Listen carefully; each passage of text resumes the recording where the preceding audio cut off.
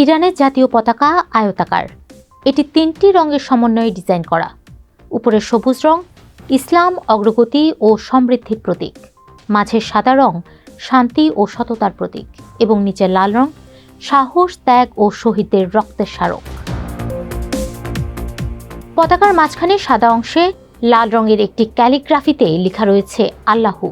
এছাড়া সবুজ ও লাল অংশের সীমানা বরাবর সাদা রঙে মোট 22 বার আল্লাহু আকবার লেখা আছে, উপরে 11 বার এবং নিচে 11 বার। এটি মূলত 1979 সালের ইসলামী বিপ্লবের দিনটিকে ইঙ্গিত করে। সম্প্রতি এই পতাকার মাঝে ক্যালিগ্রাফিতে লেখা আল্লাহু শব্দটি বাদ দিয়ে সেখানে সিংহ ও সূর্য সংবলিত একটি প্রতীক বসিয়ে প্রচার করেছে ইলন মাস্কের মালিকানাধীন সামাজিক মাধ্যম এক্স। সেই সঙ্গে পরিবর্তিত এই পতাকা থেকে আল্লাহু আকবার শব্দগুলো বাদ দেওয়া হয়েছে। ইরানের বেশ কয়েকটি রাষ্ট্রীয় প্রতিষ্ঠান ও কর্মকর্তাদের অফিসিয়াল এক্স অ্যাকাউন্টে নতুন এই পতাকা সংযোজন করা হয়েছে। এমনকি রাষ্ট্রীয় গণমাধ্যম তাসনিম নিউজের এক্স অ্যাকাউন্টেও পরিবর্তিত পতাকা যুক্ত করা হয়েছে।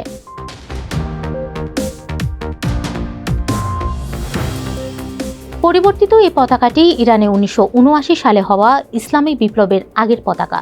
সে সময়ে ইরান ছিল একটি পাশ্চাত্যপন্থী দেশ। ইলন মাস্কের এক্স মূলত ইরানকে সেই দিকেই নিয়ে যেতে চান। পতাকা পরিবর্তন সেই উদ্দেশ্যেই করা হয়েছে। আন্দোলনের সময়ও অনেকেই ইরানের ভেতরে এবং বাইরে পরিবর্তিত এই পতাকা উড়িয়েছেন। ইরানের Institute for War and Peace Reporting এর বিশ্লেষক ইতিহাসবিদ রেজা এইচ আকবরী আল জাজিরাকে বলেন, 1979 সালের আগের এই পতাকাটি বরাবরই বিতর্কিত। এটি দেশের ভেতরে ও বাইরে বিরোধিতার প্রতীক। তিনি আরও বলেন, এই পতাকাটি মূলত ব্যবহার করে ইরানের রাজতন্ত্রপন্থী বিরোধীরা, যারা 1979 সালের আগের মতো শাসন প্রক্রিয়ায় ফিরে যেতে চান।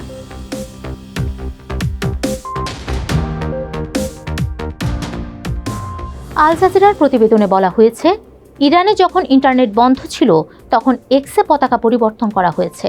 এর ফলে আন্দোলনকারীদের মধ্যে তেমন কোনো প্রভাব পড়েনি। ইতিহাসবিদ রেজা এইচ আকবরী বলেন, পতাকা পরিবর্তনের এই প্রক্রিয়া অনেকটা একটি ভবন জয় করে পুরাতন পতাকা নামিয়ে নতুন পতাকা স্থাপনের একটি ডিজিটাল সংস্করণ। এই বিশ্লেষকের দাবি, এর ফলে মাঠের আন্দোলনকারীদের মধ্যে তেমন কোনো প্রভাব পড়বে না।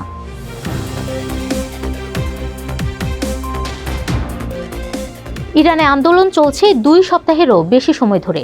এ পর্যন্ত শতাধিক এলাকায় ছড়িয়েছে বিক্ষোভ। হতাহতের সংখ্যাও নেহাত কম নয়। আন্দোলন তুঙ্গে ওঠার পর সম্প্রতি দেশটিতে ইন্টারনেট বন্ধ করে দেয় সরকার।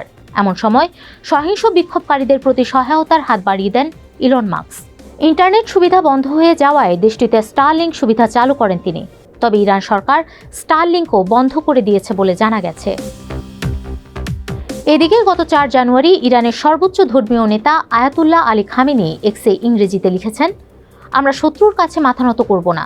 এর জবাবে ইলন মাস্ক ফার্সি ভাষায় লিখেছেন, এটা অবাস্তব কল্পনা। এসব কার্যকলাপের সঙ্গে পতাকা পরিবর্তনের বিষয়টি যোগ করলে বোঝা যায়, ট্রাম্প প্রশাসন থেকে পদত্যাগ করলেও ইরান হস্তক্ষেপের ক্ষেত্রে তাদের সঙ্গী হয়ে লড়ে যাচ্ছেন বিশ্বের সবচেয়ে ধনী এই ব্যক্তি।